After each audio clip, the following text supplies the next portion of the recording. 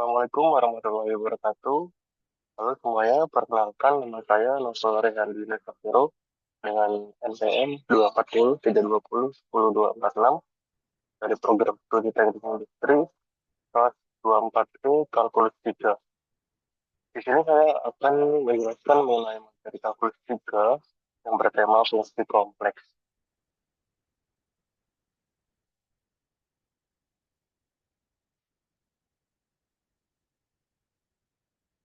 Baik, di sini ada pengenalan bilangan kompleks.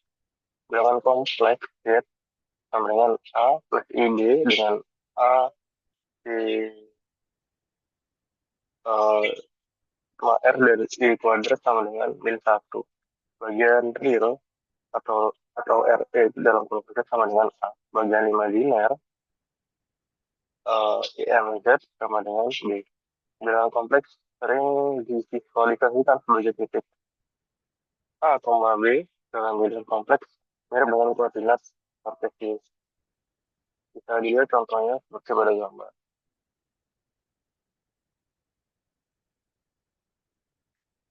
Lalu bentuk polar dan modulus bilangan kompleks.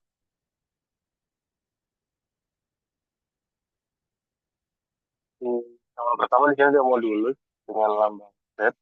Modulus ini mempunyai rumus yakni akar dalam kurung A kuadrat ditambah B kuadrat tutup kurung mempresentasikan jarak titik A, B dari titik akar 0,0 di bidang kompleks.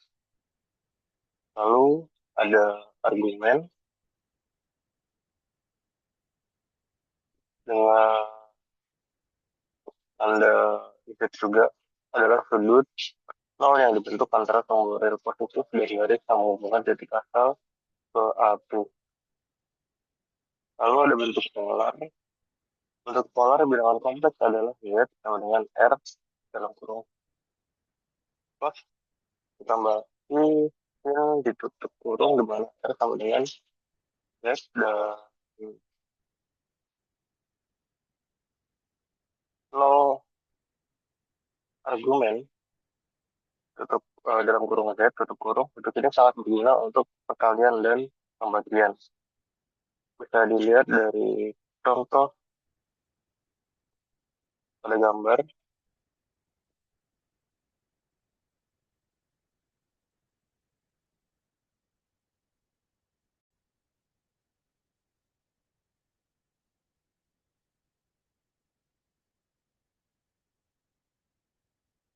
Lanjut, di sini ada fungsi kompleks, definisi, dan bentuk umumnya.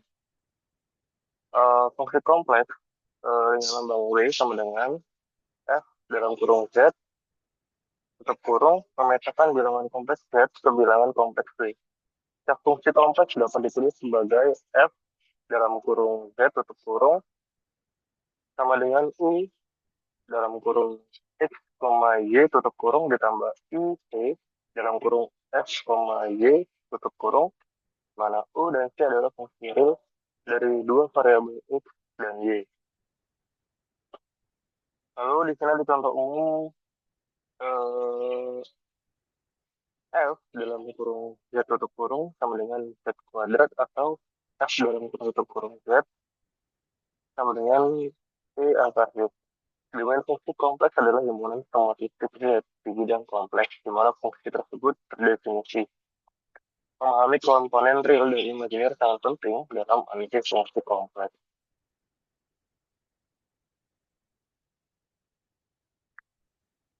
Lalu ada limit dan kontinuitas fungsi kompleks.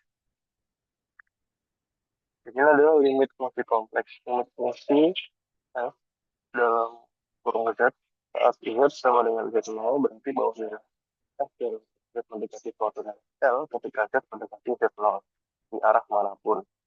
Secara formal, untuk setiap lebih dari 0 terdapat eh,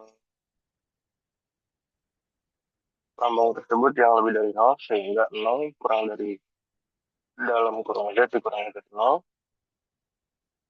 kurang dari lambang tersebut. Maka F dalam kurung Z dan L kurang dari angka bilangan tersebut.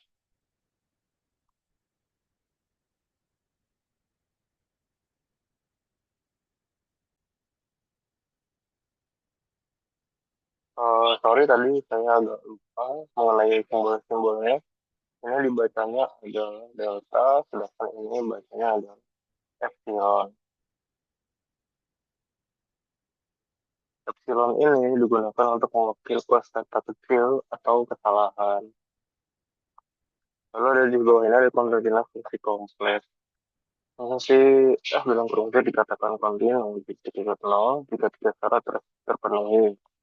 Yakni F dalam kurung Z0 terdefinisi lim Z sama dengan Z0, F dalam kurung ada dan lim Z, Z0, F dalam kurung sama dengan F dalam kurung Z0.